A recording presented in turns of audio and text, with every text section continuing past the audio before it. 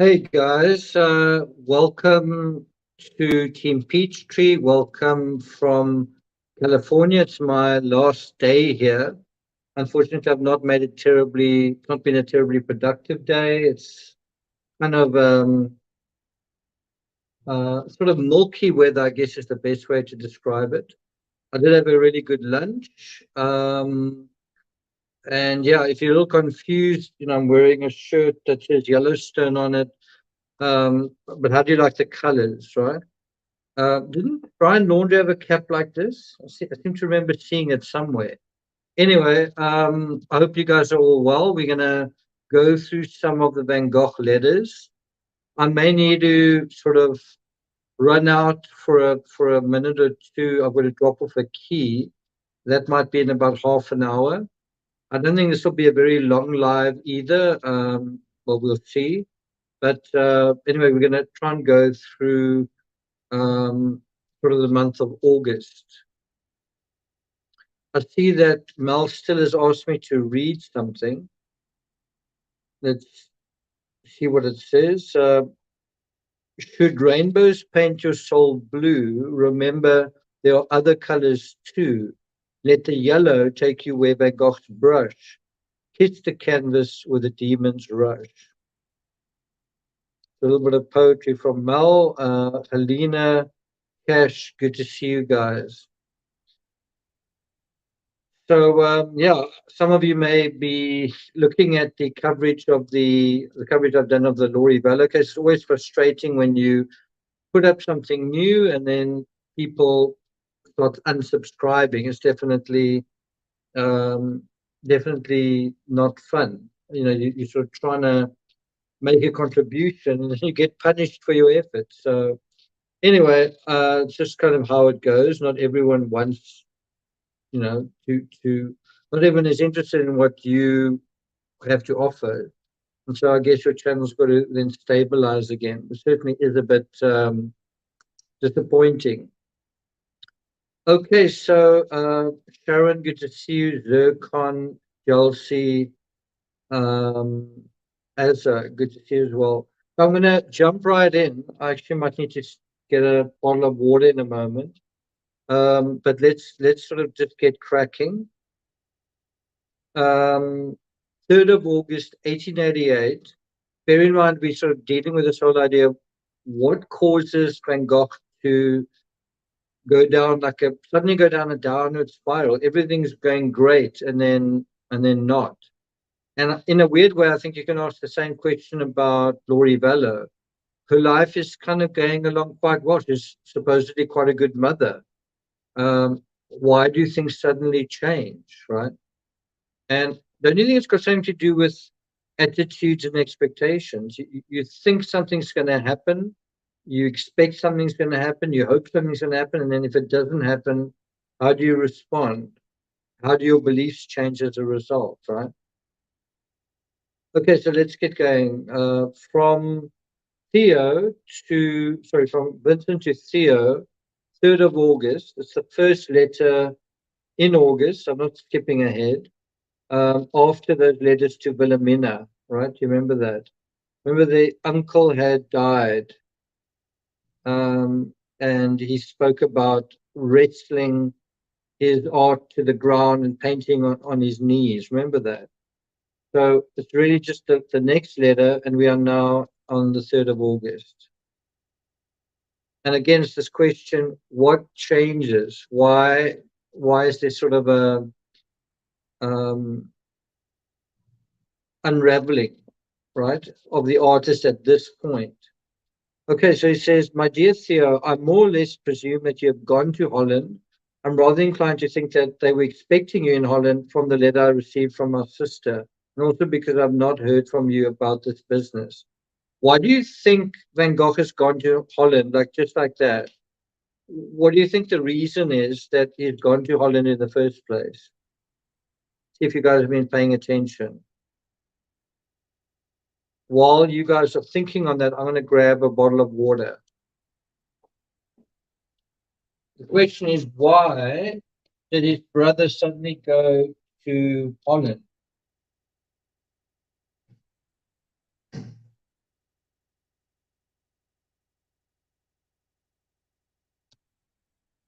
What are your thoughts?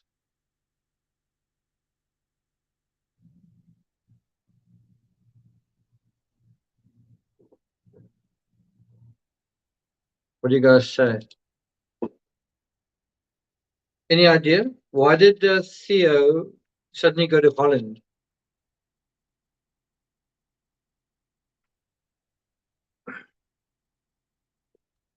Well, the World Fair is in Paris, but it's a good guess. The World Fair is in Paris.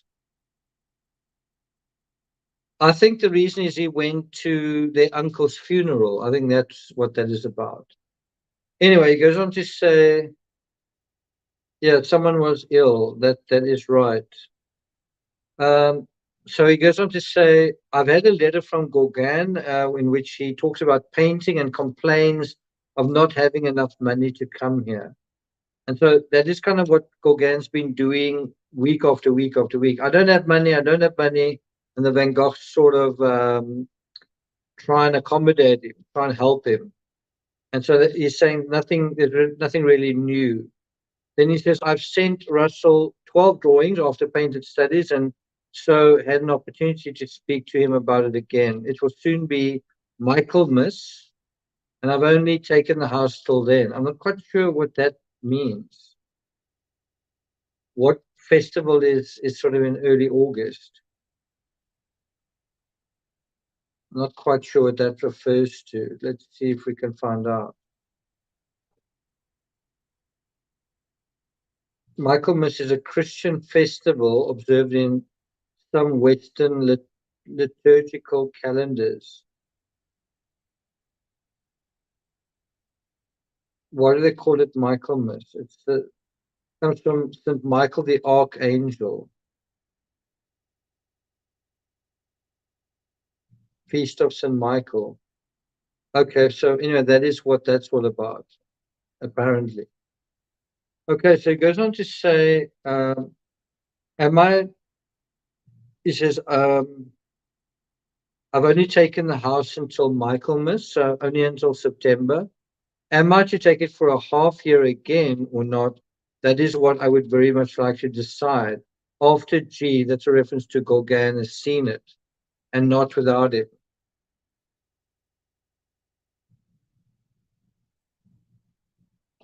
Okay, so he's trying to decide how long do I need to reserve this home? The studio, is someone going to join me? He's sort of just making accommodation arrangements. Then he says, I couldn't, this is really important, right? He says, I could not pay my rent on the 1st, meaning the 1st of August, as I had a model all week, right? And then he also says, I'm working on 2 portraits of the same model, which are more important to me than anything else. But what do you think he's actually talking about there? I assume when he says model, it's a woman, don't you? I don't think he kind of paid some dude to sort of sit around. And he's paid this model money all week. And as a result, he hasn't been able to pay his rent. And so this is the first sign that Van Gogh is starting to kind of unravel. It's the first sign of extravagance. I mean, if you think about it, he is very thrifty when it comes to food and certain other things, but he seems to almost like lose his nut when something else is on the card. And do you agree with me that what seems to happen here is he pays for a model, and maybe it starts off as like one day, and then it's another day, and then it's another day, and then it's another day, and before he knows it, she's been with him all week, and he's paid all of his money out. He spent everything on this model. And I think model is kind of a nice name, right? It's really a woman that he pays to paint, and then but maybe she's a prostitute who will do anything, well, within reason. But he kind of pays to paint her, and then he also wants to sleep with her, and then he's so kind of I don't know, whatever. It's such enjoyable or fulfilling or arousing or, a combination of all those experiences that he can't stop. And so, can you stay for another day? Great. Can you stay for another day? Yes. Can you stay for another day? And eventually, she kind of bleeds him dry, right? And so, remember, the question is, how did Van Gogh kind of go down this downward spiral? Well, isn't this part of that? He's been really lonely. He's been expecting a friend to sort of join him, and sort of look where we are now.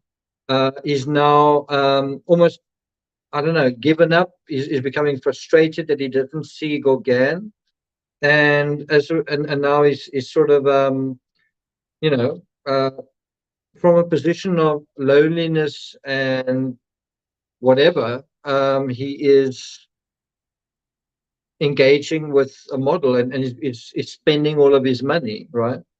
Kind of recklessly. Do you agree with that assessment?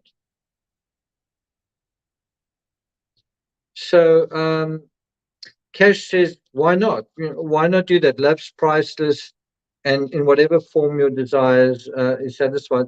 So almost like, oh, no matter what you want, just have it. If you want this experience, you should have it. If you want that experience, you should have it. Do you think so? Do you think that that's correct?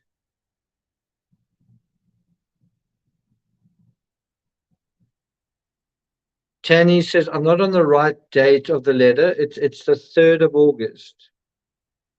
That's the date. I'll put a link to it in chat.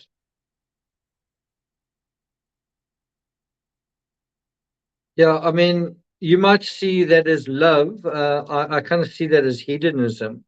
And it seems like with Van Gogh, he's a very disciplined dude, but as soon as he opens that door to sort of indulge certain things, it seems like he struggles to close it.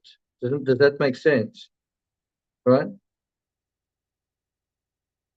And that's also a good point. He needed to paint. He also needed a woman's company, right? I think he also just needed company in general. But it's a good point saying he should have had more self-control. But I think part of it is he is so um, disciplined. He's so uh, how can I put it? Is the adversity? His life is so austere. He didn't eat very well. He doesn't talk to anyone. It's such a grim existence that when he sort of bites into the fruit of almost like social intercourse and intimacy, it's so succulent. It's so delicious. He can't kind of stop himself, and in a way, you can't blame him. Um, but I mean, that is in a way. Do you agree that is in a way an explanation for once he starts down that road, he's not going to be able to stop himself. Do you agree with that? So this is a kind of a sign that he's going to become kind of addicted. I don't know whether it's overstating it that he's going to become like a sex addict. I don't know if it's overstating it that when he starts this, it's going to also lead to drinking. The prostitute that he's with might say, "Hey, have a drink," and it's like she's trying to um, lubricate his mind as well, so that he will part with more and more money, and maybe it works. But the bottom line, if you say, "What is wrong with what he's doing?" What is wrong is a 35-year-old. Isn't he allowed to do whatever he wants? But the thing is, he's not paying for this. Theo's paying for this. He can't really afford this. So, if he's going to do certain things, he needs to be able to be somewhat accountable. And ultimately, it's Theo who's going to have to deal with it. And in a way, he's not being totally honest. He says, I can't pay my rent because I had a model all week. Well, what does that actually mean? What does that actually mean? And we don't know for sure what it does mean, but we are sort of true crime rocket scientists, and we've got an idea what it means. And I think it's a reasonable assumption. Do you agree? It's reasonable to assume what we're assuming. So as it says, he's falling down the rabbit hole.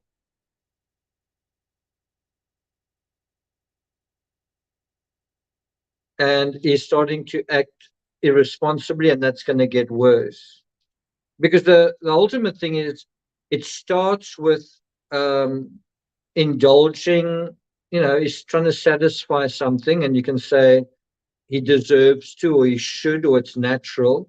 But then doesn't he overindulge it? And then where does that road lead? Well, it ultimately leads to him losing his ear. So whose fault is it that he loses his ear?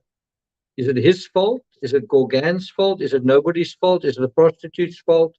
Is it just life? What is the situation? No, Theo had written to him, but Theo, I think, gone to a funeral. So that's the situation, as I understand it. Okay, so let's continue with the letter. We don't know for sure what Vincent's doing, so we kind of want to see what he says and get a kind of a clue that this is really what's going on, right? Carol, good to see you. Uh, if you say it's just life, well, then I suppose you can say whenever you sort of, you can spend someone else's money and then just say, well, it's just life. Sorry, it's just life. When someone is murdered or cuts their ear off, well, that's also just life. Maybe it is just life. Who knows? That's a good point. Gloria said earlier that she could never eat a pizza like that. So we all have different tastes. We all have just different standards. But anyway, let's continue. So he says, I'm working on two portraits of the same model, which are more important to me than anything else. Okay, and so my question is, if you've had the model all week and you've been working on two portraits, well, where are they? I see a portrait of a postman and I see another portrait of a postman, but I don't see this model, unless the postman is the model. But somehow I don't think the postman is the model. Do you agree? I mean, did he pay the postman to pose for him? Maybe he did, but somehow don't believe it. Anyway, that's what we want to sort of ascertain what is actually going on here. So he says, but it was just when I put my fellow off till next Monday for the month's rent that he said something about being able to find another tenant for the house if I decided not to keep it. I'm not quite sure what that means. It was just when I put my fellow off till next Monday for the month's rent. In other words, I think what he means by that is I told my landlord I'll pay you next Monday, something like that. And then he said, you know what, I will be able to get another tenant if you've decided not to keep it. And so he takes that as kind of an insult. He says, I'm not much surprised since I have had it repaired myself and it is worth more. In my last letter, I forgot to answer your question about the new canvas from Tessa at 5 francs 50. It is very good and just what I wanted. If I do a portrait or anything that I'm anxious to make lasting, he may be sure that I'll use it, but not much of it, as I've just made up my mind to use cheap canvas for the studies. If your package has not been sent off, I should very much like to add 4 small tubes of geranium lake. If indeed I haven't already ordered this color, but I don't think I ordered any reds except carmine.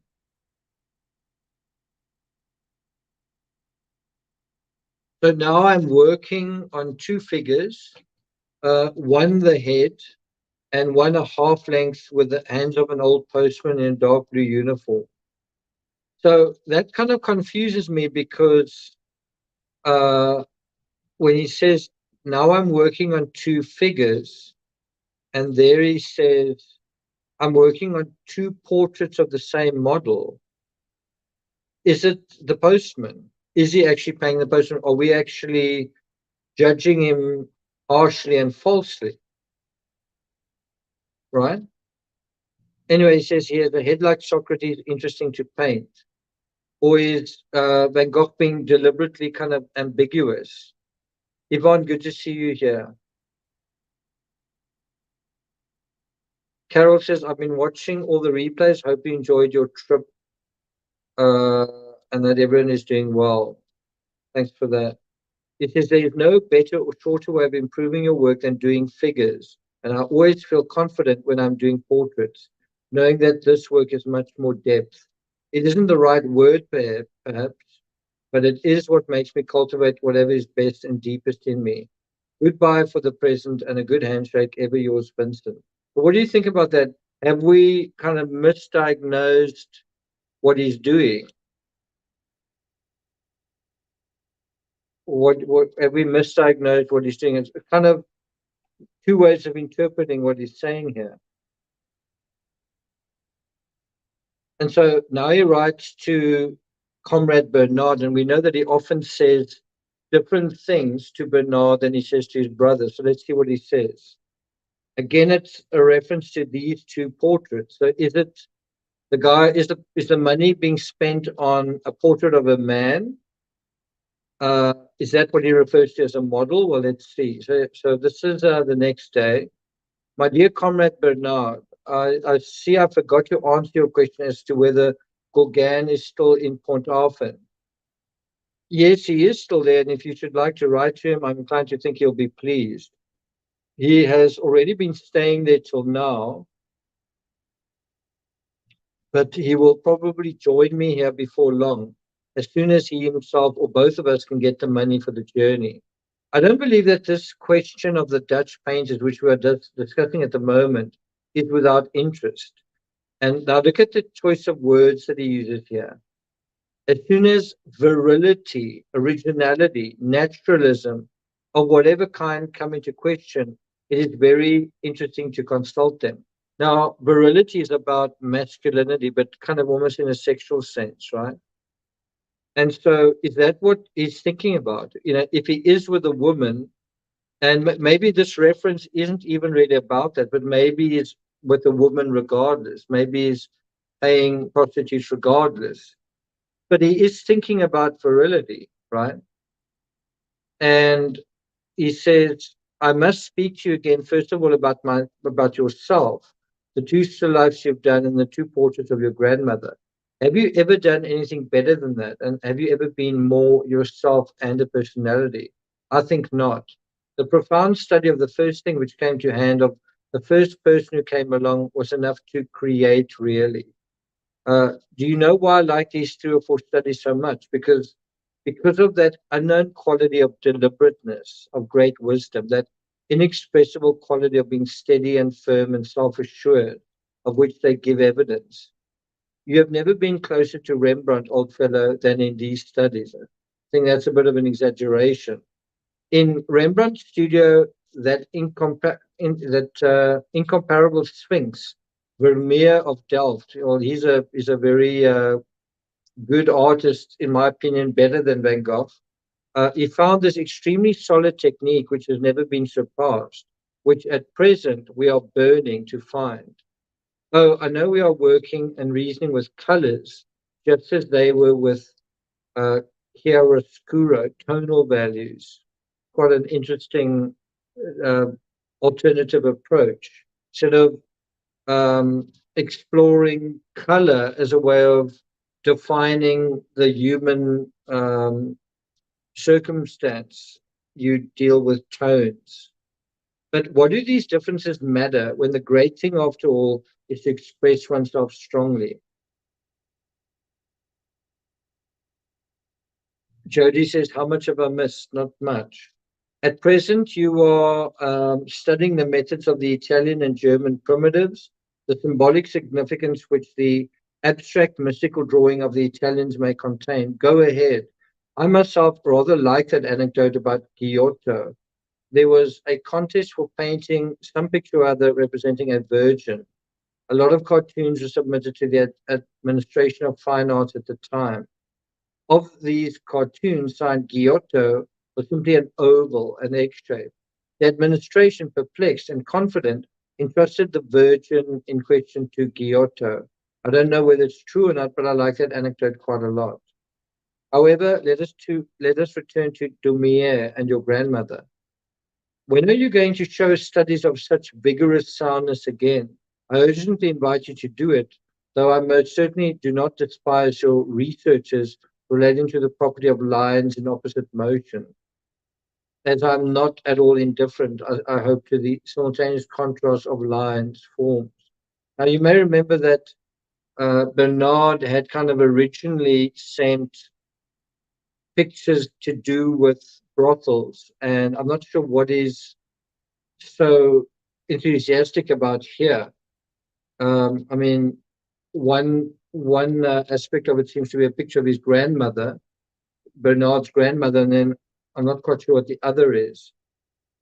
He says, the trouble is, you see, my dear comrade Bernard, that Giotto and Cimabue, as well as Holbein and Van Dyck, lived in an obeliskal, excuse the word, solidly framed society, architecturally constructed, in which each individual was a stone and all the stones clung together, forming a monumental society.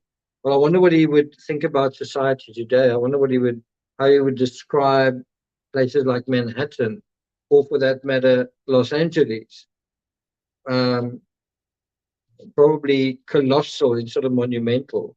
When the socialists construct their logical social edifice, which they are still pretty far from doing, I'm sure mankind will see a reincarnation of this society. I don't know, have socialists constructed a logical social edifice? Well, maybe they have in Norway. Anyway, it goes on to say, but you know, we are in the midst of a downright laser aller and anarchy. We artists who love order and symmetry isolate ourselves and are working to define only one thing. We're not really getting any insight from him, um, certainly not yet, about what he's doing with his private time.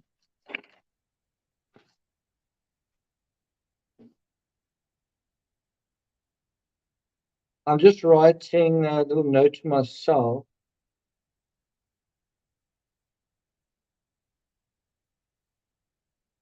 and it's just um, a video I want to sort of put up at some point. My biggest boo boo so far in America. I'll be sharing that with you guys at some point.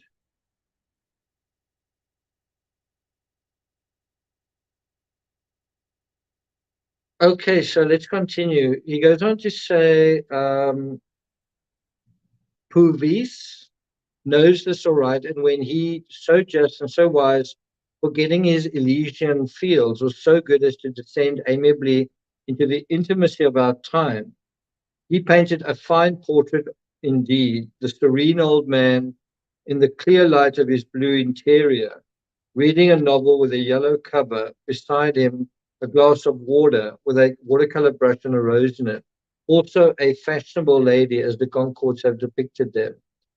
Let's see if we can find something by this artist. Let's see if we can find something.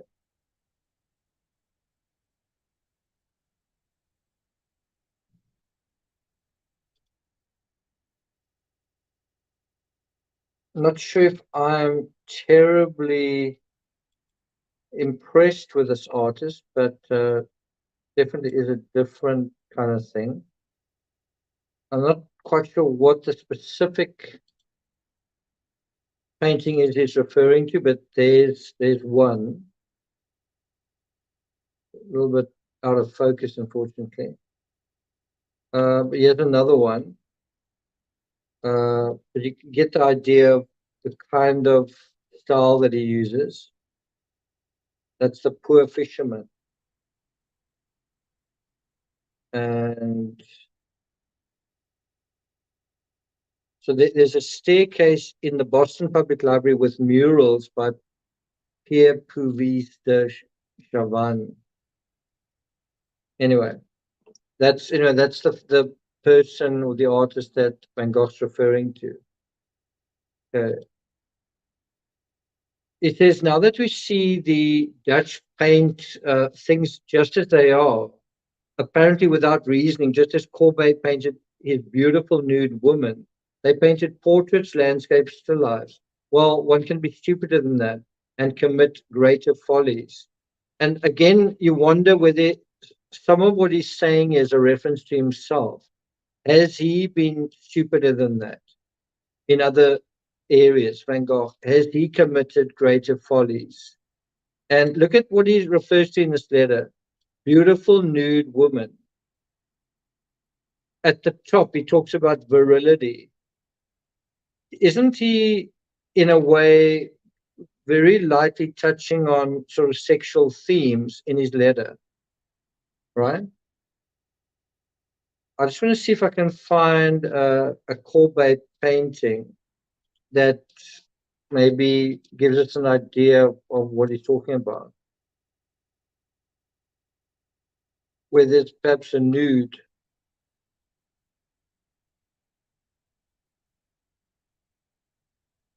So it looks like he does men and women. Um, some of these are kind of XXX. Uh, this is actually quite a funny picture.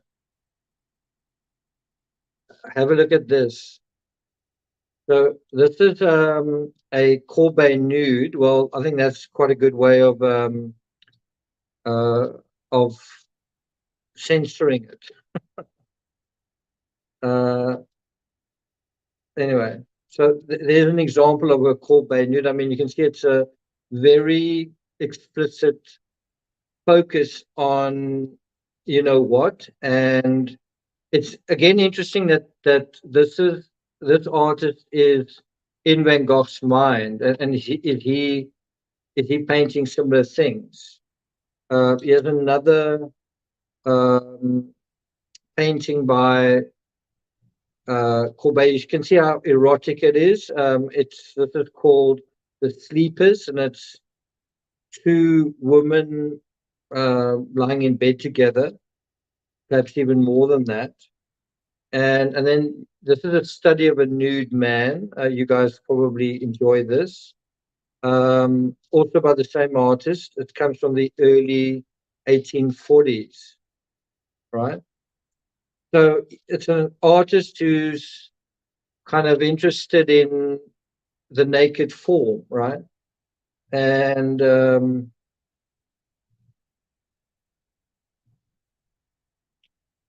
think this is um, this particular artwork you can actually see at the Met in New York.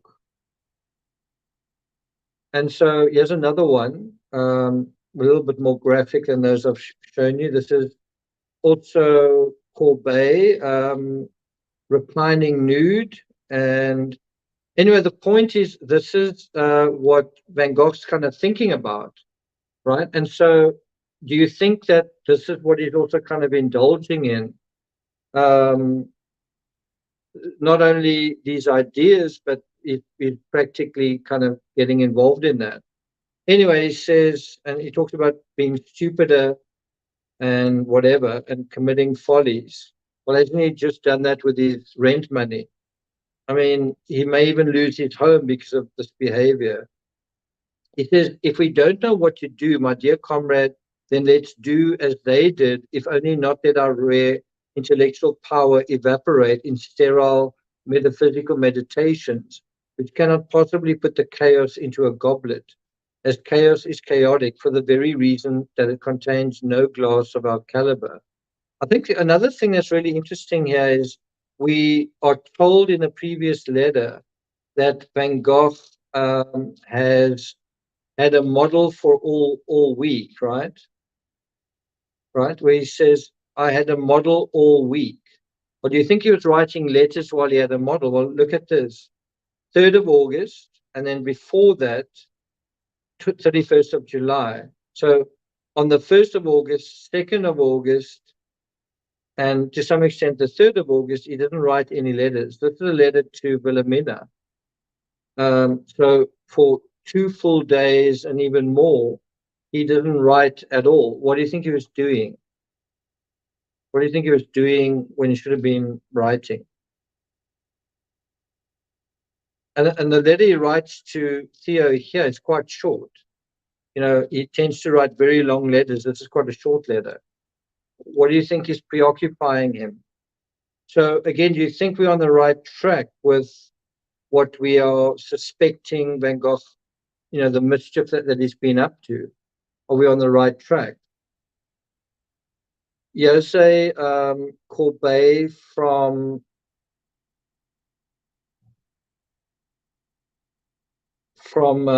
it's on display in the Philadelphia Museum of Art. Was Van Gogh kind of looking at this in his room, this sort of thing, and sleeping with this with women as well. So anyway, he says,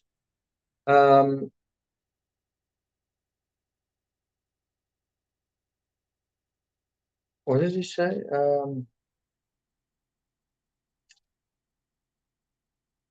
Chaos is chaotic for the very reason that it contains no glass of our caliber. We can, and this was done by these Dutchmen who are so desperately naughty in the eyes of people with a system, we can paint an atom of the chaos, a horse, a portrait, your grandmother, apples, a landscape. Why do you say Degas is impotently flabby? Degas lives like a small lawyer and does not like women, for he knows that if he loved them, and look at that word, he knows that if he loved them and fucked them often, he intellectually diseased would become insipid as a painter. So can you see something is going on with Van Gogh's thought process that's not coming out of nowhere? It's coming out of his, how can I put it? It's coming out of his thought experience, right? And he is referring to this particular artist because this is what he's seeing in his mind, and I guess in his experience. That's another picture by Courbet, right?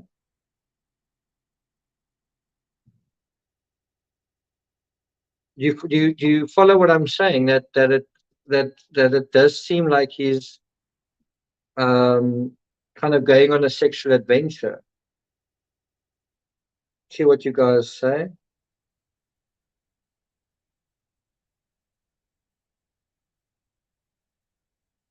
Tanny says, "Is this a disguised confessional?" It's a good question. You can say, give the guy a break while he's going to have a horrible next 2 years, perhaps because he's given himself a break. Anyway, Degas' painting, there's that word again, virile. And doesn't Van Gogh want to feel the same way? He says, Degas' painting is virile and impersonal for the very reason that he has resigned himself to be nothing personally, but a small lawyer with a horror of going on a spree. And that kind of reminds me of that whole idea of, what do you call it? Over kind of compensation for weakness. Van Gogh also doesn't really have a family, doesn't really have a social life, and so isn't this a way of compensating for that? But the question is it overcompensation? Lisa says yes, he's feeling it.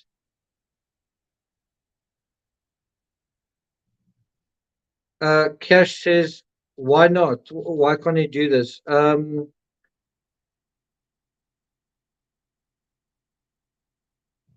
My question is, why does he lose his ear in December? Is it because he's behaving in a normal way? Is he behaving in an abnormal way? Is he behaving in an erratic way?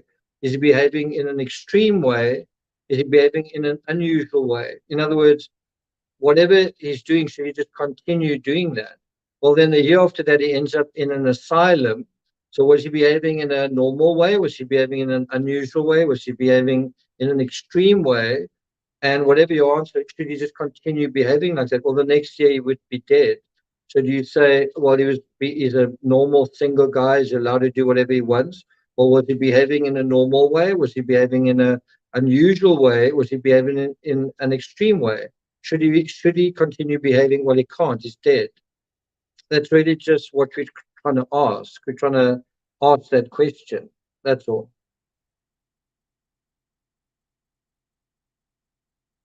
Um, yeah, but the issue isn't don't ever give yourself a break. The question is, everyone is allowed to indulge, but don't go off the deep end, right? You know what I mean? It's like someone who works, yes, you deserve a holiday. Well, should you go on holiday for the rest of your life or for 6 months? Or should you work for the rest of your life? In other words, it's a question of balance. Do you see what we're talking about? What does Lacer say? Okay. So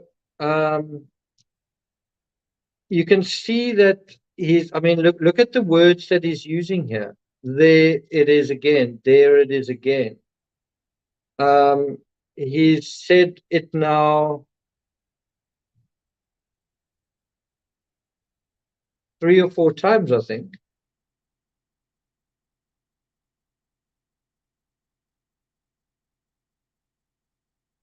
So that's the first reference. And then he says it again over there. And then he says it again over there.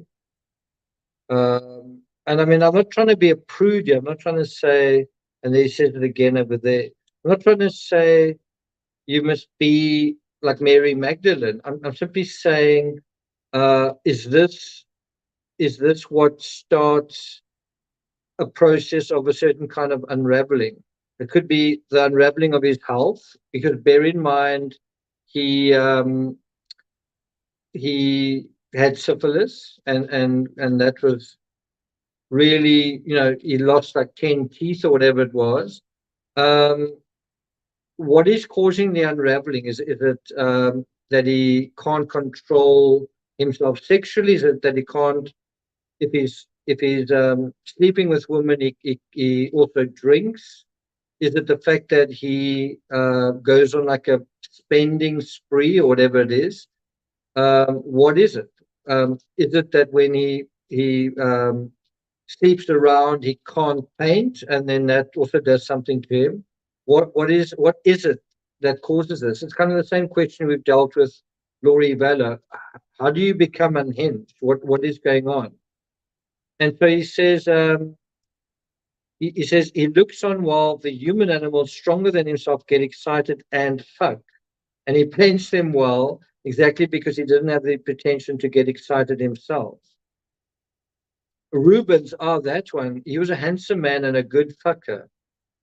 Courbet too.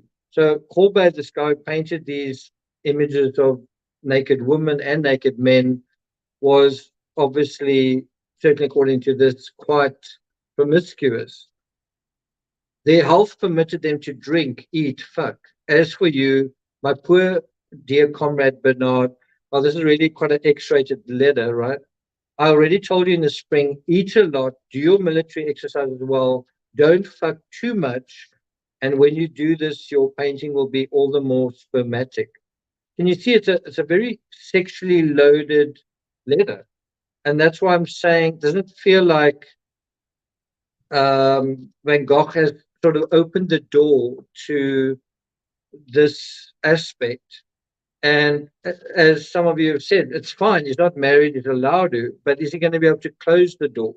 Is his health going to be able to manage this? Is he going to be able to get back to work? Is he going to be able to concentrate? And the other side of it is, if these are prostitutes, are they going to manipulate him? Are they going to kind of get their claws into him every time he walks past? Vincent, Vincent, come! Don't you want to come back? And is he going to be able to resist that? Right. So, yeah, I quite like that. I quite like that suggestion. Let's see if there's another one. Says here, these Dutchmen are so desperately naughty in the eyes of people with a system, dot, dot, dot, right?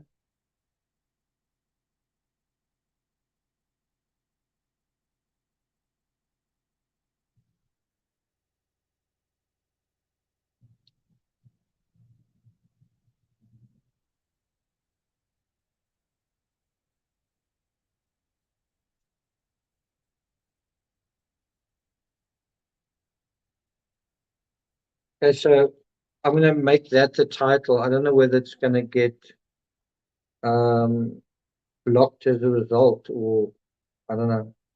Maybe it'll come with a warning or age restriction,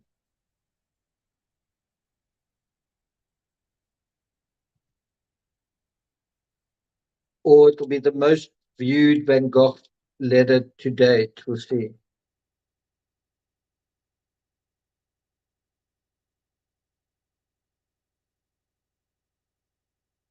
Anyway, it's a good tip. Thanks a lot.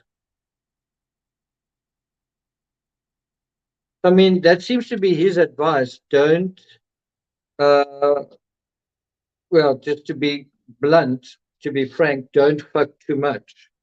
Isn't that sort of what the advice he kind of needs to take himself, right? Then he says, um, Balzac, that great and powerful artist that has rightly told us that relative chastity, right? In other words, moderation fortifies the modern art. And you almost get the sense that after a week of coitus or whatever he's been doing, he's sort of realized, well, I think relative chastity has its merits. Then he says the Dutchmen were married men and begot children, a fine, very fine craftsmanship and deeply rooted in nature. One swallow does not make it summer. I actually once wrote a Enid Blyton type children's book with that title. Um, One swallow does not make it summer, meaning, one exceptional thing doesn't really necessarily mean that there's a greater pattern involved, right? I wonder whether he's referring to himself. It says, I don't say that among your new Breton studies there are none which are virile and sound. I've not seen them yet, so I could not possibly discuss them. But what I've seen with those virile things, you see how many times he's just referred to the word virile. And it's quite weird how among all of this discussion, there's also portraits of a grandmother. Um, He says those still lives. But judging from your drawings, I have vague misgivings that your new studies will not have the same vigor exactly in point of virility. I don't know how many times he's used that word now. Those studies which I'm speaking about first are the first swallow of your artistic spring. He seems to be encouraging Bernard to sort of write about um, certain things. Don't you get that impression?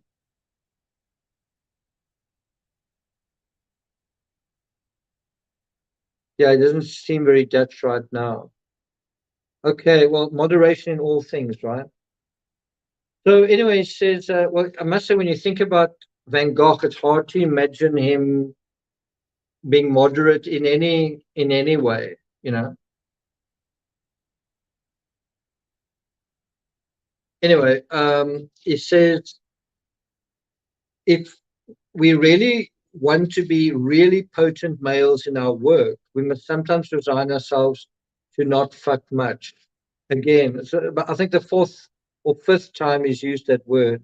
And for the rest, be monks or soldiers according to the needs of our temperament.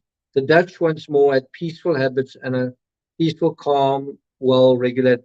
So again, don't you think he's saying all of this because he's been doing all of this? Do you agree with that?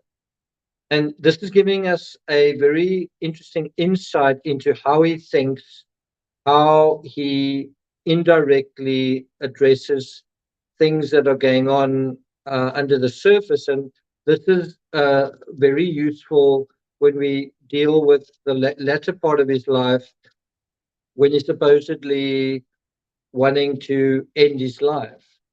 isn't he going to, if he's talking in this way about his sexuality and his desires, is he going to be talking about it towards the end of his life? I'm talking about the lack of desire, the lack of motivation, the lack of a will to live, right? It gives you a little bit of a clue into how the conveyors of his mind work, right? Uh, yeah, well said, Yvonne. You're just in time for the good parts. Okay, so Delacroix, that man I found. I think Bridget saw the title and she was like, I can't miss this. Anyway, Delacroix, I found, he says, my style of painting when I had neither teeth nor breath left. And those who saw this famous artist paint said, when Delacroix paints, it's like a lion devouring his piece of meat. He did not fuck much.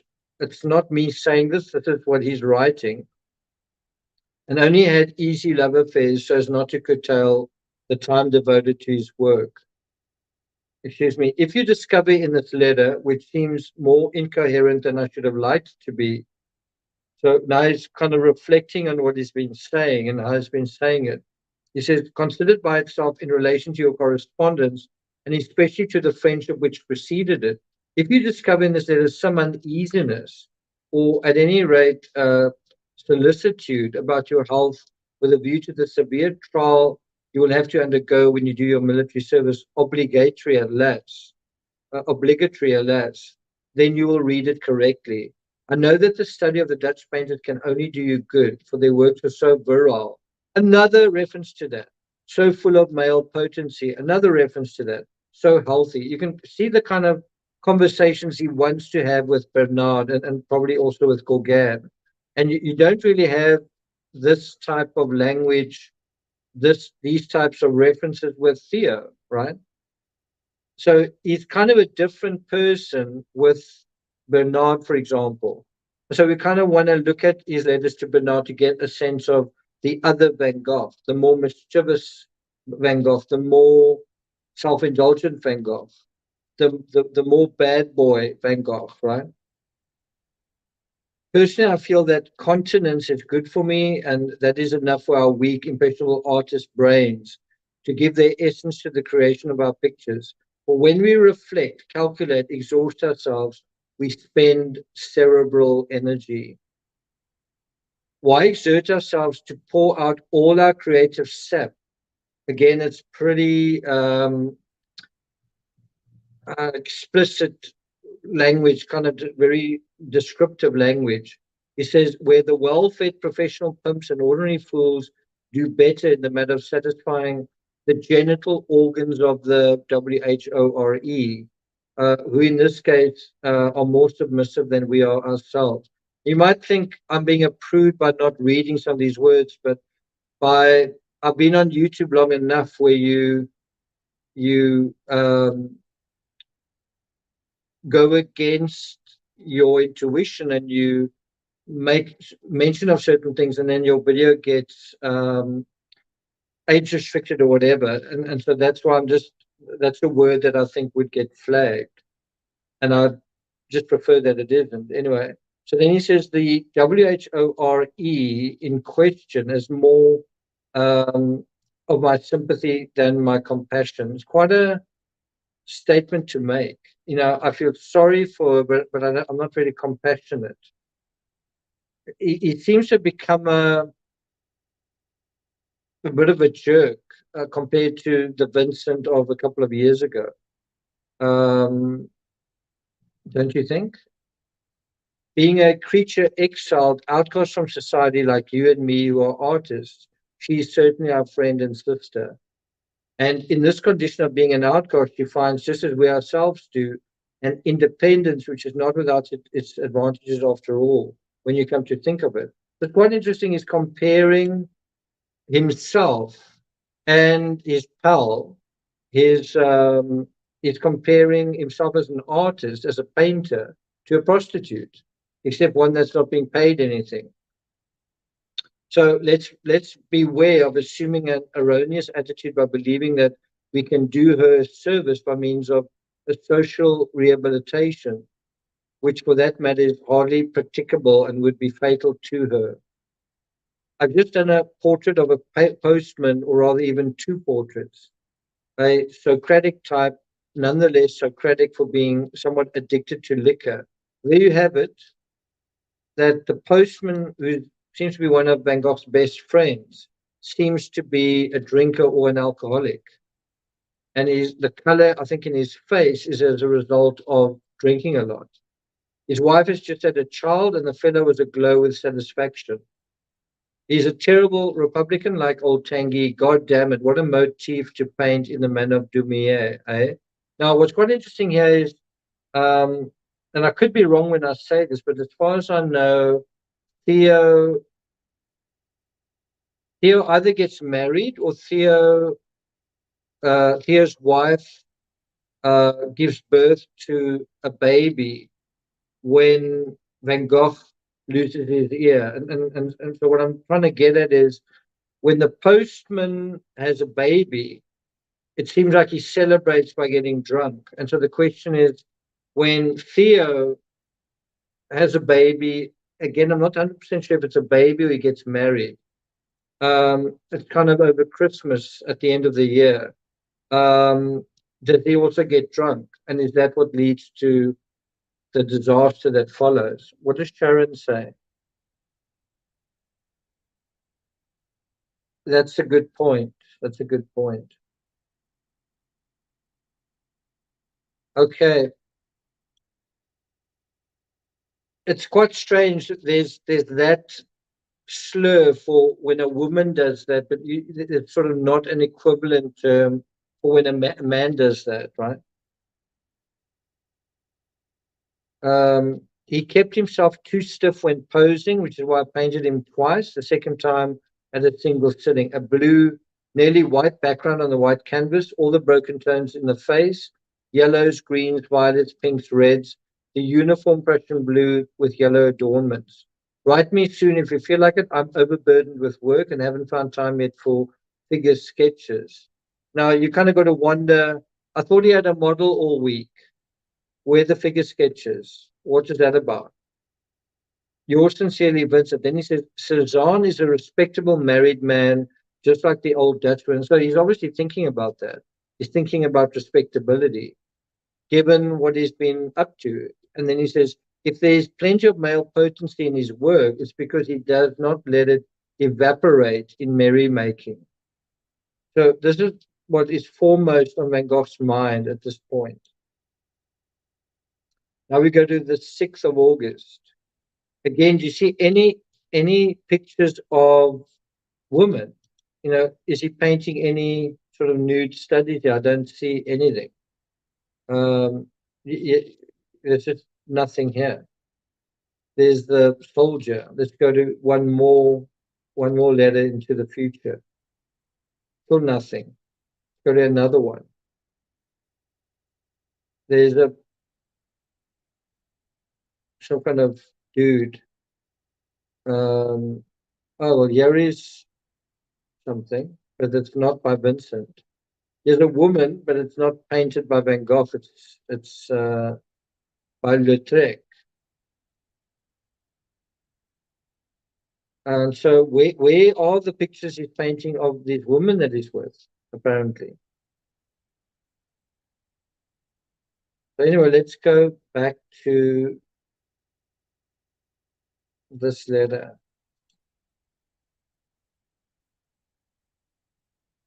I'm expecting a call from someone. So I might have to sort of run downstairs, but so far, so good. Okay, my dear Thea, I think you were right to do our uncle's funeral since mother seemed to be expecting you. So we were right that he went to Holland for that. Like, I didn't read ahead to find this out. It did seem to be a logical assumption. The best way to tackle a death is to swallow the image of the illustrious dead, whatever he was, as the best man in the best of all possible worlds, where everything is always for the best. Which, not being contested and consequently incontestable, it is doubtless allowable for us to return afterwards to our own affairs. I'm glad that our brother Cor has grown bigger and stronger than the rest of us. Did you know that there's a third Van Gogh? There's a third brother. There's Theo, there's Vincent, and there's Cor. And Cor actually went to South Africa and actually died in South Africa.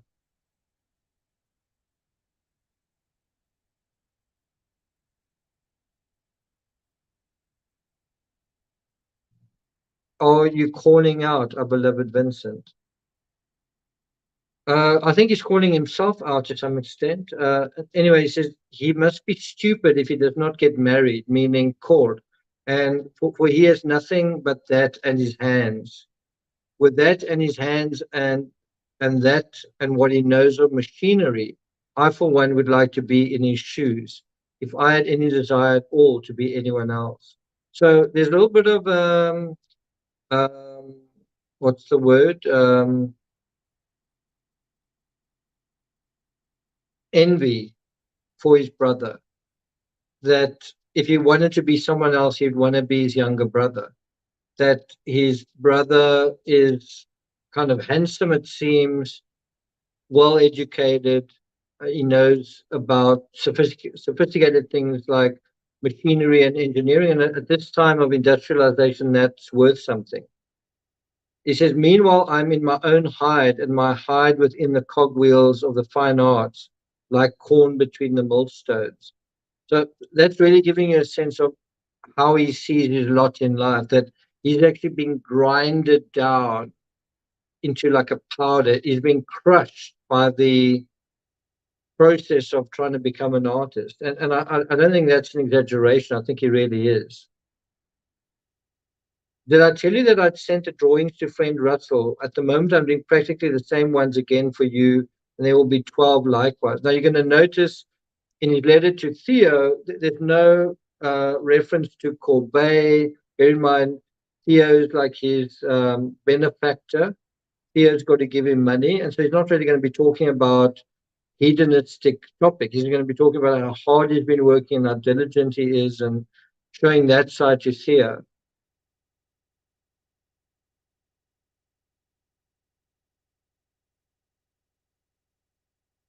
It's quite an interesting point that he may feel himself outside of everything in a way.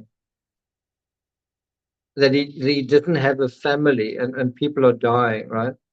Then you'll see better what there is in painted studies in the way of drawing. Um, I've already told you that I always have to fight against the Mistral, right? Which makes it absolutely impossible to be master of your stroke. That accounts for the haggard look of the studies. You will tell me that instead of drawing them, I want to paint them again on fresh canvases at home. I think so myself now and then, for it is not my fault in this case that the execution lacks a livelier touch. What would Gauguin say about it if he were here? Would he advise seeking a more sheltered place? I now have another unpleasant thing to tell you about the money, which is that I shall not manage this week because this very day I'm paying out 25 francs. I shall have money for 5 days, but not for 7. Why do you think he has no money, right? Why do you think he has got no money? And the other interesting thing is he going to not have money more often from now on? Is he going to be in a more financial peril kind of from now on? Is the financial peril going to lead him to drink more? What's going to happen?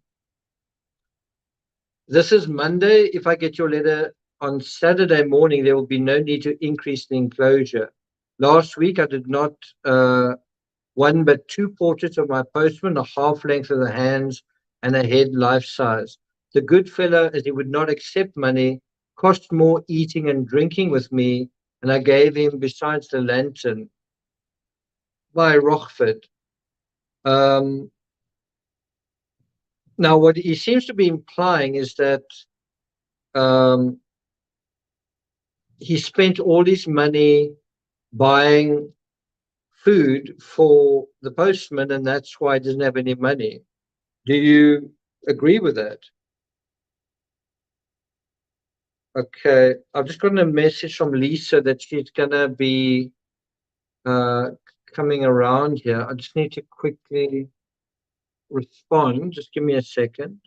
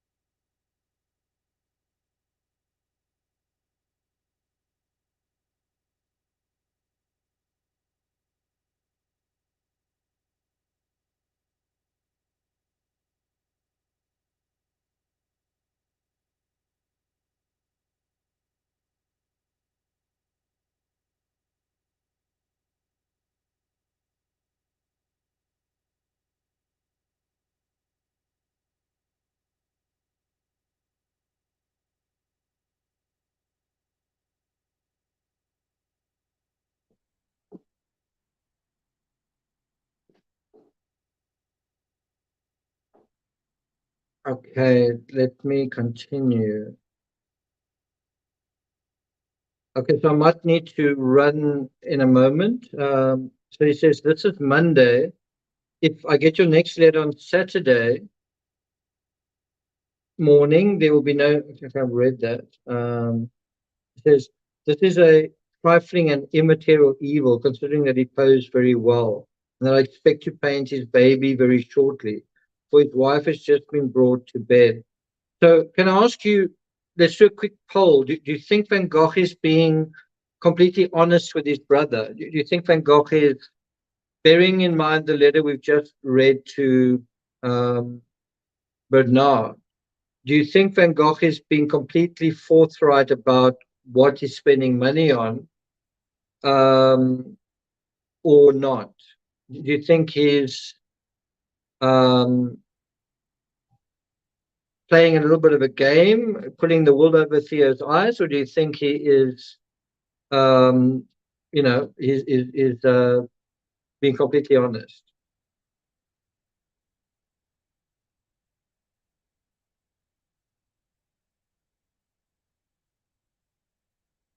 You can kind of see that there's another Van Gogh besides the one that's Theo's brother. Can you see that? That is a slightly more um, complicated character. Is not quite as what you see is what you get as it is with Theo. Do you see that? Then he says, "I will send you at the same time as the drawings that I have in hand." In other words, he's not such a good boy. He's not such a nice guy as he makes himself out to be with Theo. And so the question is, like, my theory is that he was um, pursuing Dr. Gachet's daughter. In other words, he was not such a nice guy. He was doing something mischievous, and he gets into trouble when he's in that state of mind. And Marguerite Gachet had promised to pose for him a second time. Did he do something when she posed for him? And bear in mind, she's not a prostitute. She's kind of the daughter of a doctor. He's used to prostitutes posing for him, right? And so just the fact that there's this other Van Gogh that is a bit of an opportunist, a bit of a scallywag, um, tells you that he can get himself into trouble. That he can be a bit of a manipulator, that he can be, he's got every right to want to have some fun, but he gets himself into serious trouble when he does that. Serious trouble where the police come and where lives are at risk to some extent.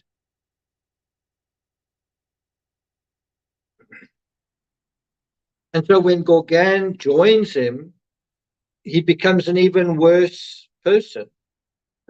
And even Theo said, he can be such a polite, nice guy, and we've seen that, but he can also be a selfish bastard when he drinks and he starts indulging himself, right? So Sharon says, we've all got Vincent pegged. Vincent, we've figured you out. Thank goodness for these saved letters. Yvonne says he's learned how to say what to who. Carol says he wouldn't talk of those things with his brother. Okay. Remember, he can't talk of those things to his brother because he's relying on his brother to fund his adventure, just like Gabby Petito was relying on her mother to pay for certain things that when her money ran out. And so she's also telling her mother a sanitized version of what's really going on, right?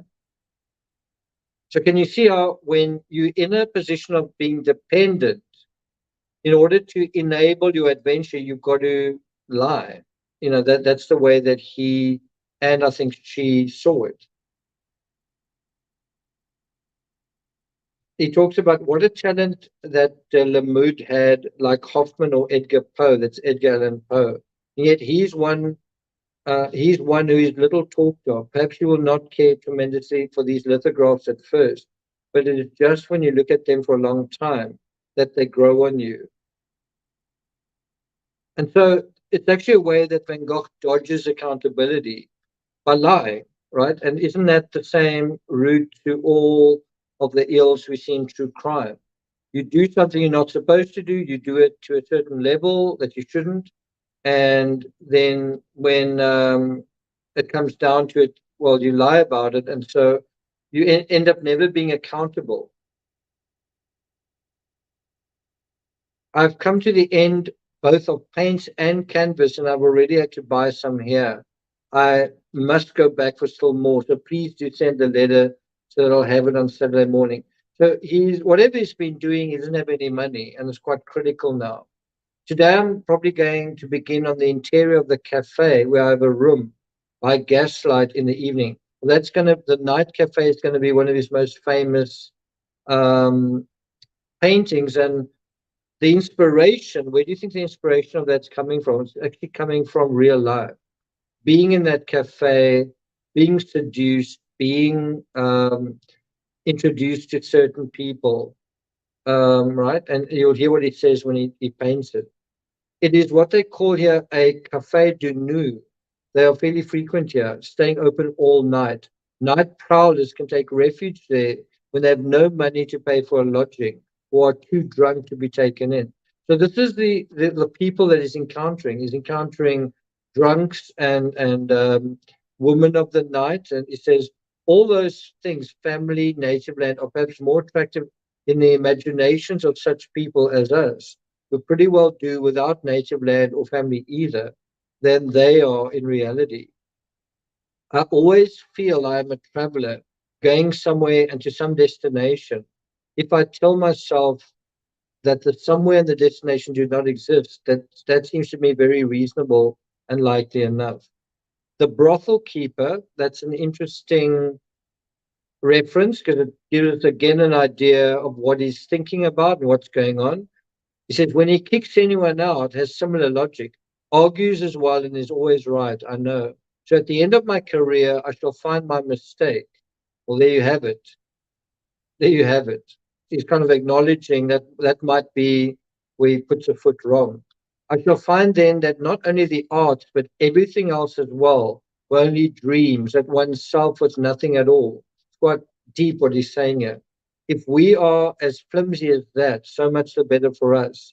Well, then there's nothing against the unlimited possibility of future existence. Whence comes it? Whence comes it that in the present instance of our uncle's death, the face of the dead was calm, peaceful, and grave, while it is a fact that while living, he was scarcely like that, either in youth or age. I've often observed a like effect that I looked at the dead as though to question them, and that for me is one proof, though not the most serious, of a life beyond the grave.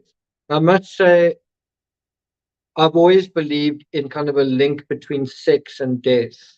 The sex act itself is a kind of exquisite death, an exquisite ending, right? But there's definitely a link. I think when someone dies, or there's a feeling of existential anxiety, when there's a feeling of imminent extinction, um, it seems to quicken sexual desire. It seems to be something that is hardwired into us, that in the face of death, there's excitement. In the face of death, there is desire to some extent. It's a kind of a stressor that awakens something else. Do you know what I mean? Just want to see if I've got another message here.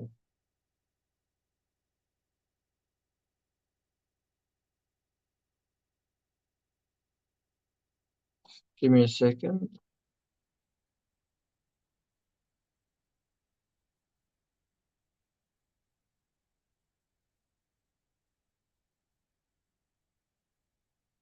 Okay. And then also, the consequences of sex can also be death, disease.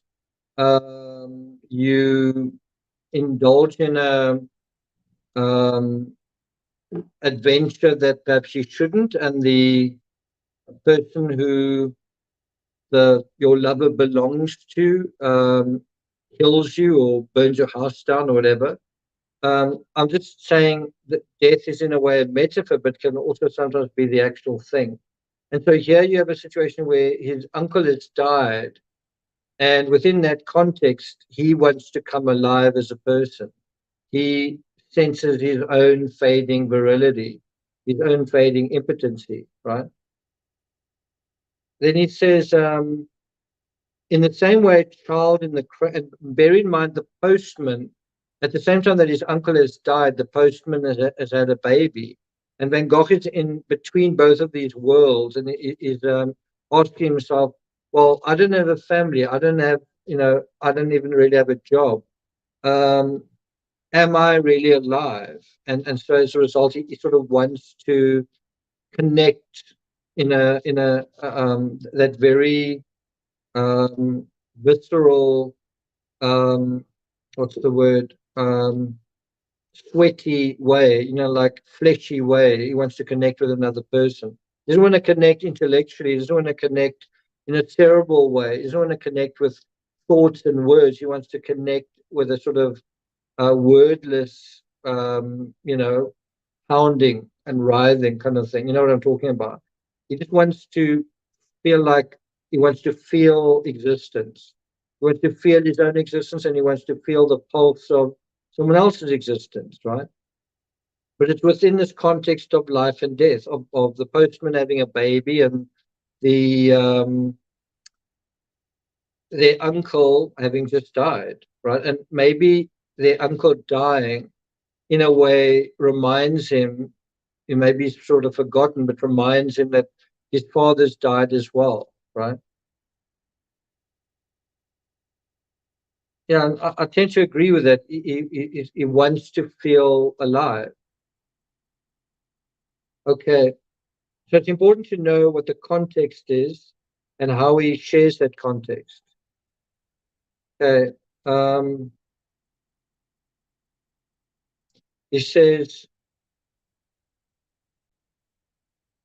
in short, I know nothing about it, but it is just this feeling of not knowing that makes the real life we're actually living now like a one-way journey in a train. And it absolutely is. Your life is a one-way journey. You get older, you go in one direction, you can't go back in the past. You can only go in one direction. You can only sort of experience things in, once in a way. It's a one-way route from A to B. He says, you go fast, but cannot distinguish any object very close up, and above all, you do not see the engine. It is rather curious that uncle as well as father believed in the future life. Not to mention father, I've several times heard uncle arguing about it. So he's thinking about, quite deep subject matter. Is there life after death? Is this it? Is there just this one life? If that's the case and it's a one-way journey, well, then it's even more important to try and, taste some things and experience some things other than just work and struggle. But even if you do, what do you get out of that? He says, but then they were more assured than us and were affirmers who got angry if you dared to go deeper. Of the future life of artists through their works, I do not think much. Yes, artists perpetuate themselves by handing on the torch. Delacroix to the Impressionists, etc. But is that all? If the kind old mother of a family with ideas that are pretty well limited and tortured by the Christian system is to be immortal as she believes, and seriously too, I for one do not gainsay it. Why should a consumptive or neurotic cab horse like Delacroix and de Concord with broad ideas be any less immortal? Excuse me, granted that it seems just that the most destitute would feel the most the springing of this unaccountable hope. Enough. What is the good of worrying about it? But living in the full tide of civilization, of Paris, of the arts, why should one not keep this ego of the old woman if women themselves, without the instinct to believe that so it is, would not find strength to create or to act? Give me a second.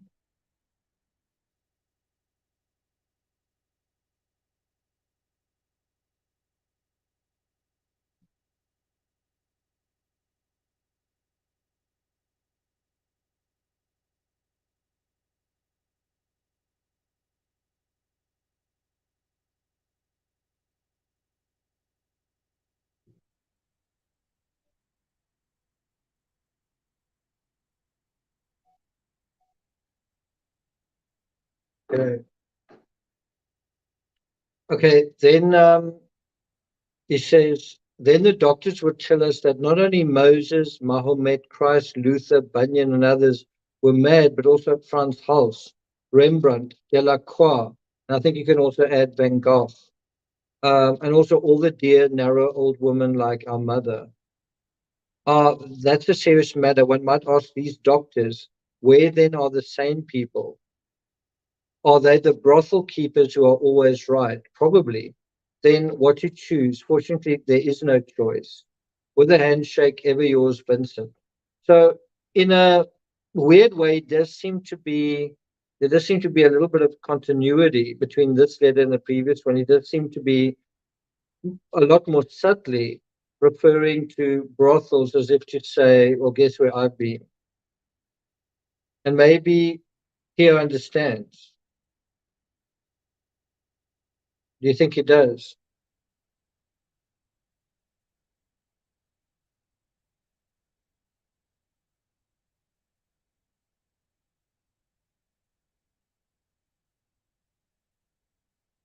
Okay, so let's see if we can get through this letter, and I think it'll be the last letter.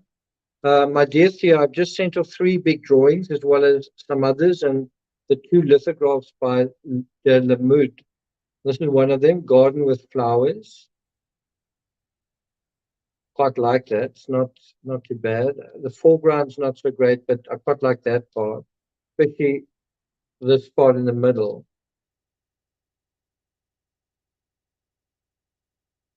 I quite like this piece. The rest, maybe not so much. Okay, so he says uh, the little cottage garden done vertically is, I think, the best of the 3 big ones. The one with the sunflowers is a little garden of a bathing establishment. The third garden, horizontal, is the one from which I made some painted studies as well. So one wonders, has he been going to a bathing establishment himself? Garden with sunflowers. Can you see there's a cat over there?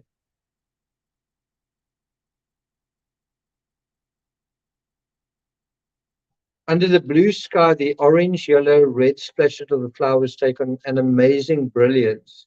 And in the limpid air, there's something or other happier, more lovely than the north. It vibrates like the bouquet by Monticelli, which you have. And that really tells you, gives you a sense of what Van Gogh is feeling.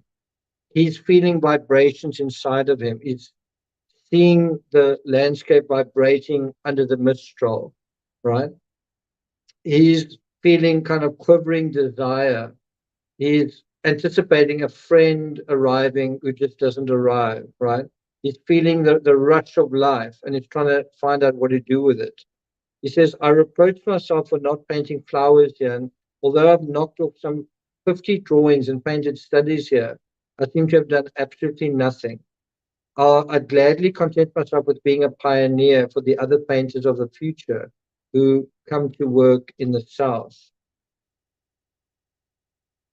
There's a flowering garden with a path. I think we've seen that before.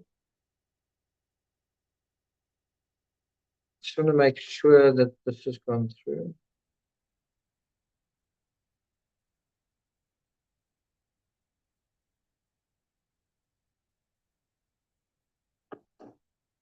Just give me a second.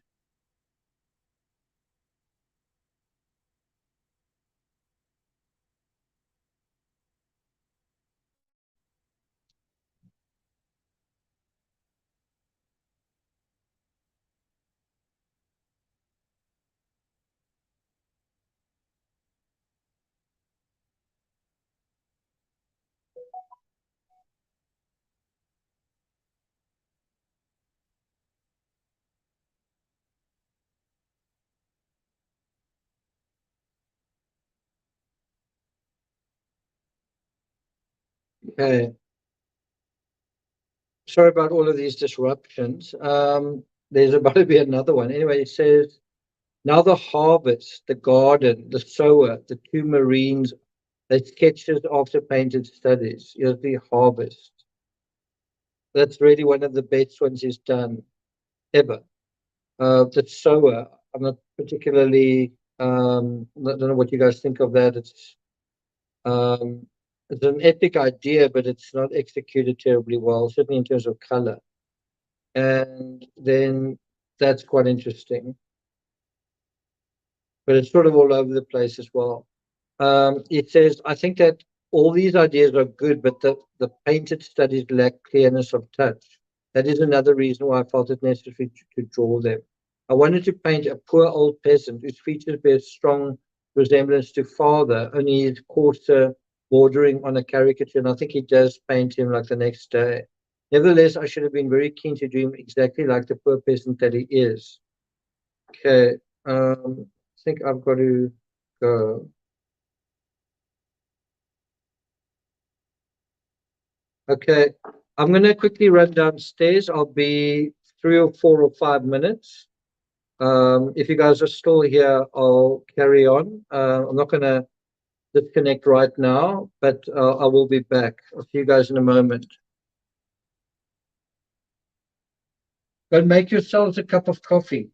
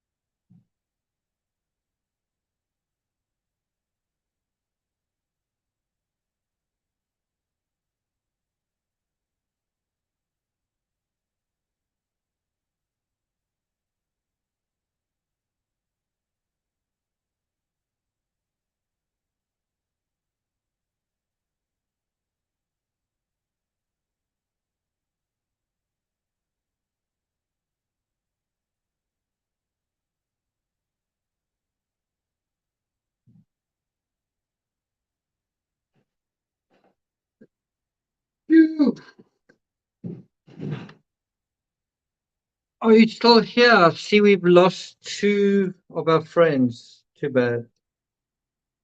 Uh, Tony is left. Tany's left. What does Sharon say? Trying to be cautious.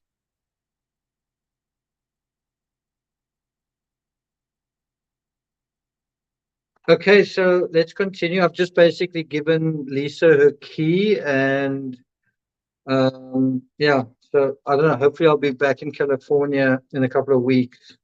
Didn't quite get to see everything I wanted to see, but Lisa was really good, a really good host. Yeah, it's been a pretty good time. Okay, so he says, regarding this old guy that was supposed to pose that resembled his father, he promised to come, and then he said that he wanted to have the picture for himself, so that I should have to do two the same, one for him and one for myself. I said no. Perhaps he will come back someday. I'm curious to hear if you know that Lemut.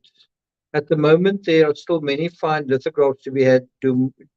Dumuyer's reproductions after Delacroix, Deschamps, Diaz, Rousseau, Dupuy, etc. But soon these will be exhausted, and what a great pity it is that this art tends to disappear.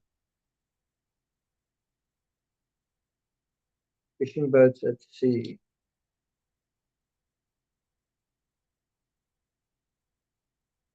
quite like that. Why doesn't one hold what one has, like the doctors and the engineers? Once the thing is discovered and invented, they retain the knowledge. In these wretched fine arts, everything is forgotten, nothing is kept. Well, it's like I was saying, when he painted that field, and McKnight said, when Dr. McKnight said, "This is the best thing you've done," he should have kept at it. Right? Do you agree?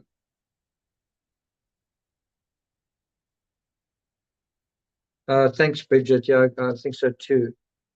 I think I'm going to continue just for another 20 minutes, and then that's it. Okay.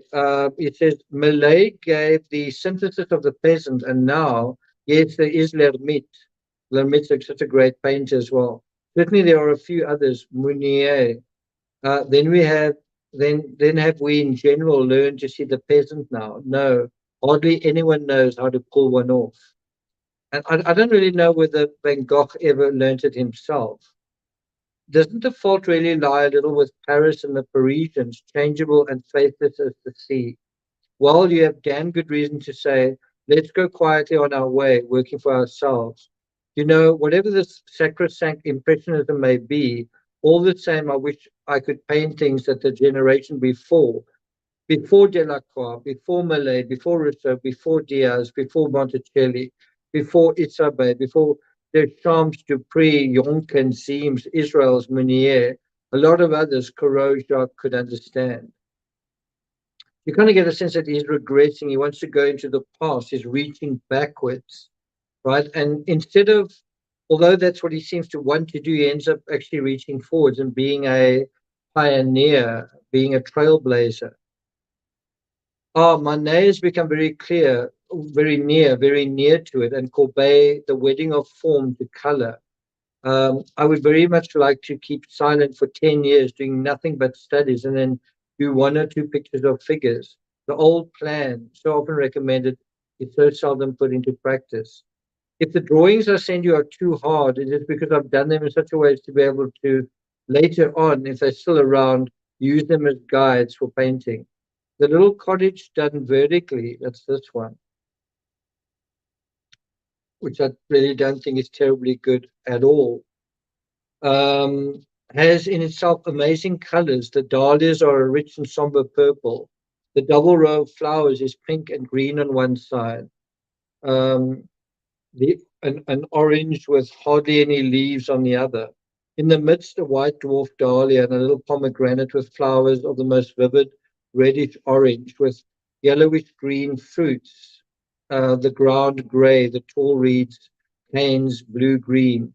The fig trees emerald, the sky blue, the houses white with green windows and red roofs. In the morning, in the morning sunshine, in the evening, drowned in the shadows thrown by the fig trees and the reeds. If only Quost were here, or Jeanine, what's to be done?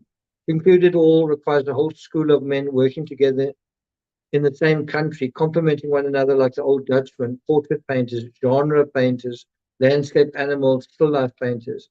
Moreover, I must tell you that I made a very interesting round of the farms with someone who knows the country. But you know, in the real province, there is more peasantry a la Malay than anything else. Sharon says, I like that painting. McKnight and Bock see nothing but the heat, or rather nothing at all. Now, even if I begin to see things a little more clearly, it will take a very long stay to do them. I think, I don't necessarily see Van Gogh, like that picture. I'm trying to recognize what is recognizably Van Gogh, and if it's not that, I'm disappointed, right? In other words, I feel like he's straying from his um, that golden thread that is going to make him famous, that is going to make him stand out.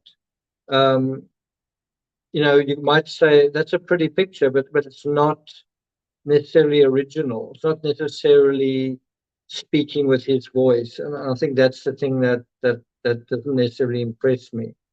Anyway, he says at times, however, it seems likely that it is I who shall have to make the journey if Gauguin does not succeed in getting out of the mess and we want to carry out our plan. Well, then, so be it.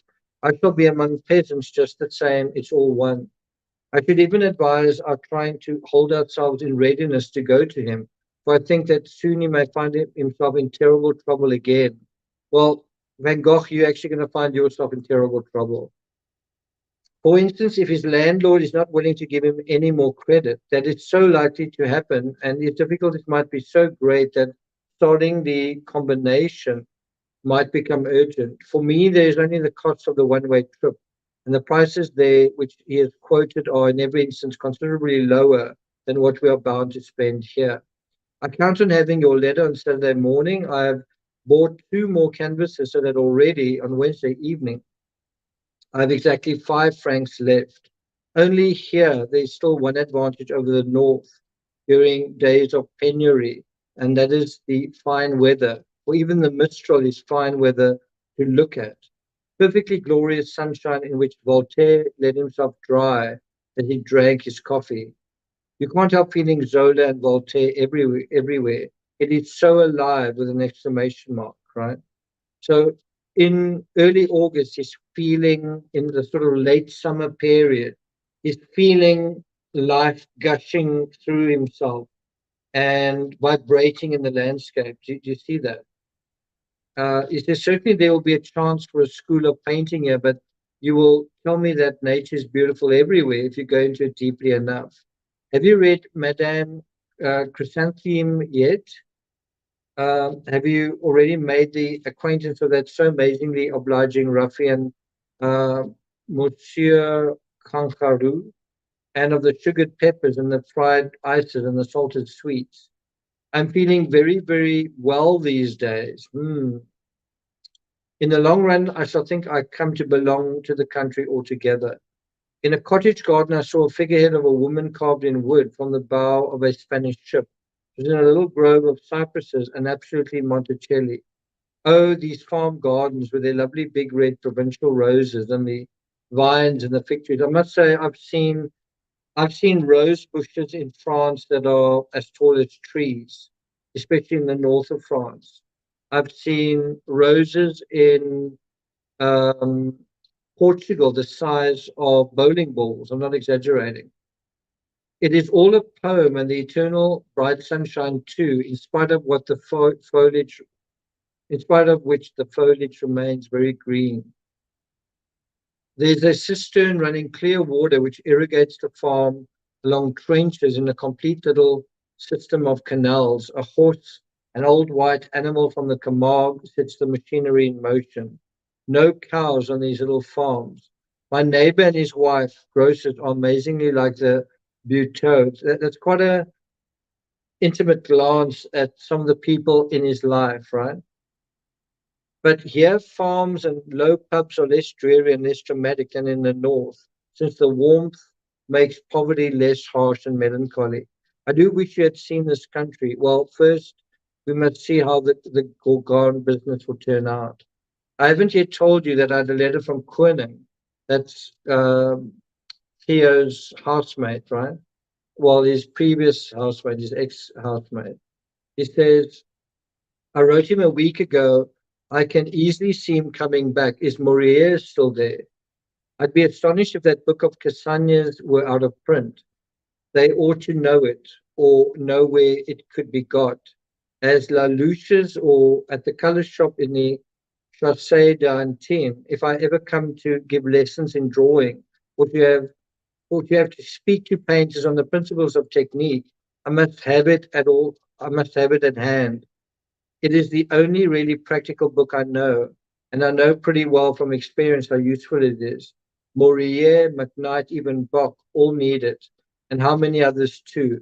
McKnight is always dropping in. I've again been working on a portrait of a Zouave, that's one of the soldiers, sitting on a bench against a white wall, um,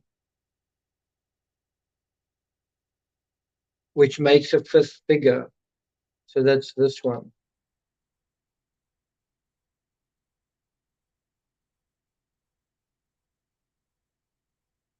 This morning I was at a washing place with figures of women as big as Gauguin's negresses, one especially in white, black, red, another one all in yellow. There were at least 30 of them, old and young. I am hoping to send you some more sketches after the painted studies. I hope to hear from you soon. With a handshake, ever yours, Vincent. Okay, I think that is it. I think we're gonna stop there. What's this? Garden with flowers. So I think we'll continue as from the 9th of August with the we'll do the 9th of August in Van Gogh letters number 53. Guys, happy with that? I just want to see if I've got anything that I can share with you um, in terms of my little adventure. You guys want to see some parts of um, what is it called? Laguna Beach.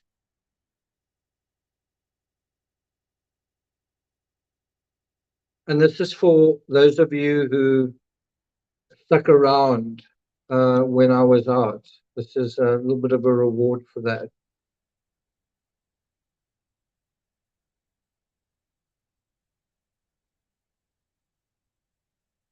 Can you tell what kind of birds those are? Let me bring that up to a larger sort of size.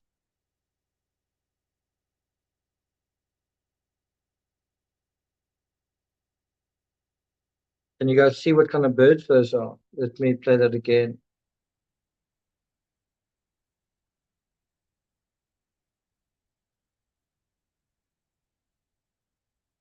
Can you tell what kind of birds are on that island?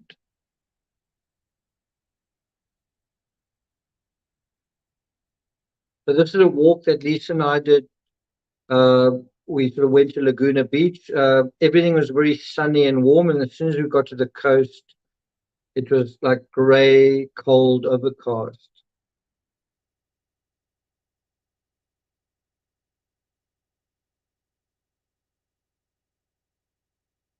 Do you want me to share another one? How about that?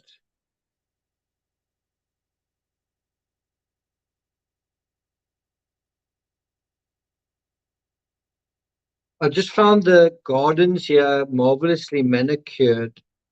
Just so much care taken in that kind of thing. By the way, we also saw a lot of dolphins in this bay in front of us. I always find that quite magical.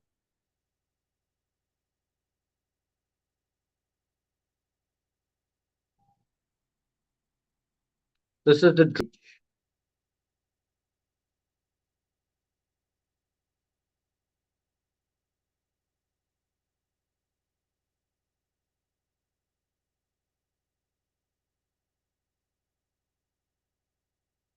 and in terms of this, you can kind of actually see this is walking, leads this dog Scarlet, and can you see off to the side? Can you see there's a rabbit over there?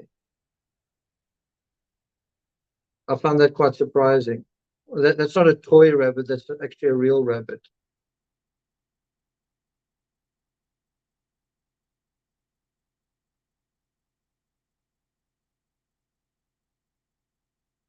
See, life all over the place.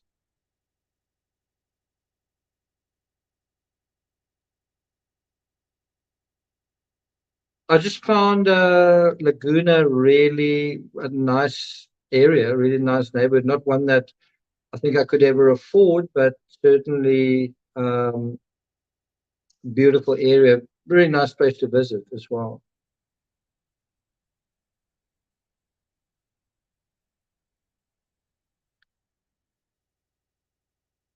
What else can I share with you? Also went to the movies. I went to the cinema in Irvine.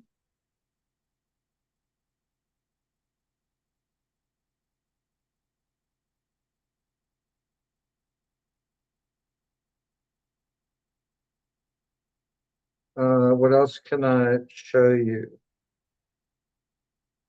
I was obviously where I got my suntan was here.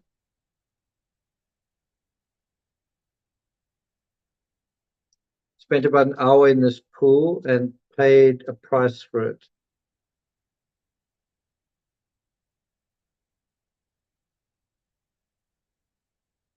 And then this is another walk that we took with Scarlett. But Scarlett wasn't quite in this area. Look at those cute little ducks, ducklings.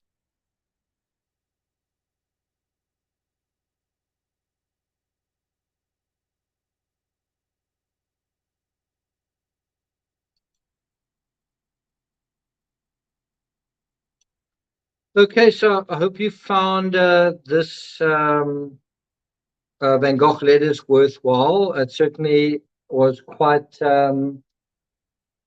what's the word, salacious and kind of, it shows us a different kind of Van Gogh. I hope you found it worthwhile. Just have a look at some of your comments here.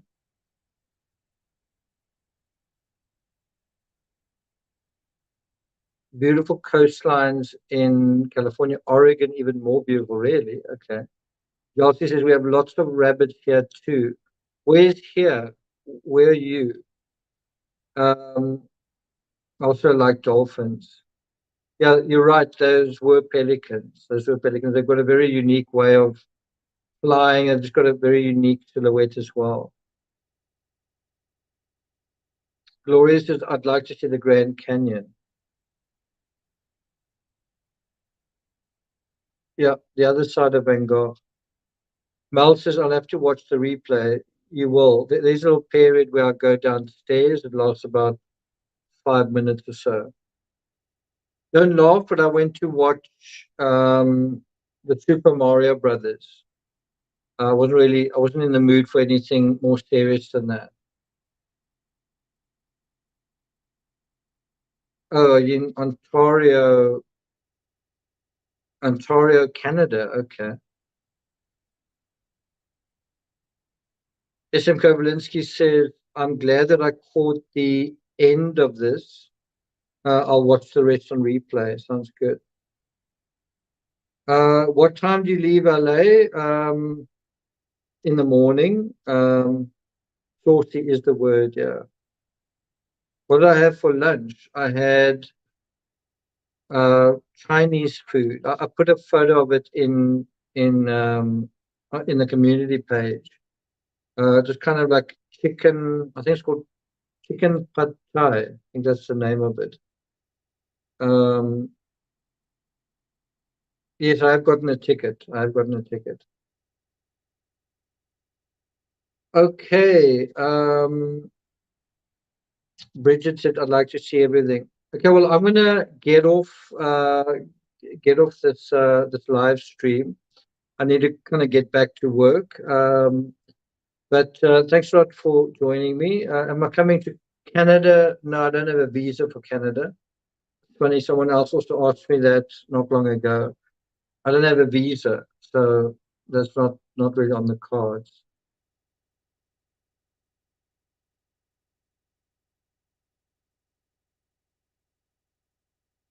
See if I can show you guys another something. Do you guys want to see a little bit from Montana?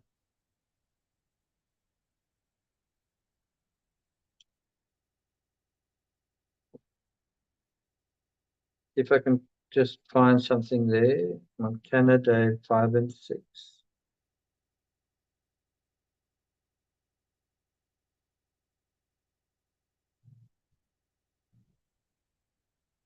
Okay,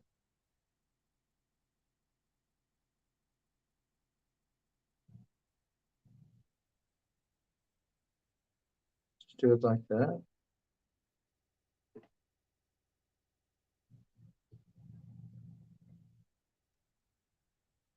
What's going on? So yeah, these are some clips from Montana.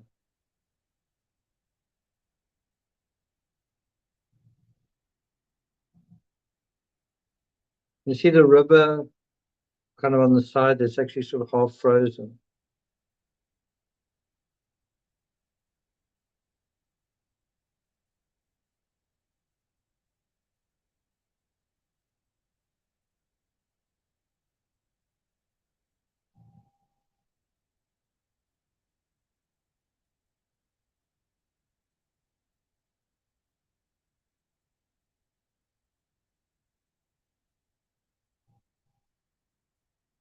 Quite a different world that to California right now, I must say.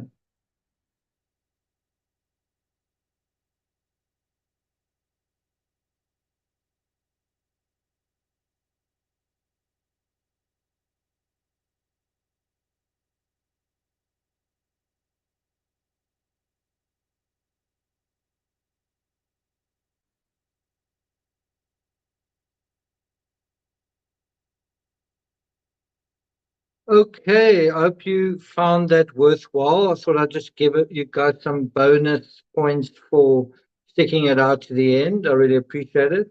Bridget says that looks phenomenal. Sharon says, Chelsea, we are neighbors. I'm glad you guys have uh, uh, confirmed that.